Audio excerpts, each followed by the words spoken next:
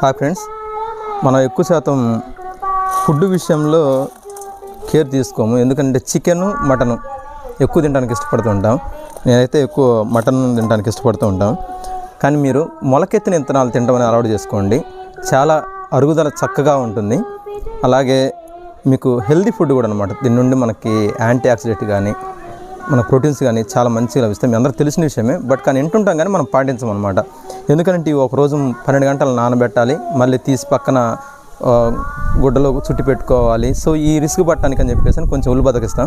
కానీ టైం కేటాయించుకొని కనుక మనం మొలకెత్తిన విత్తనాలు తినగలిగితే హెల్త్కి చాలా మంచిది. అలాగే ఉత్తయి తినకుండా మనం ఏదైనా తేనె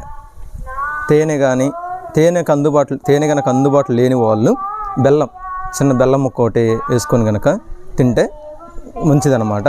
సో ట్రై చేయండి. మీరు ఖచ్చితంగా మీరు మొలకెత్తిన విత్తనాలు తినడానికే ప్రయత్నం చేయండి. చూడండి, చక్కగా వచ్చాయి.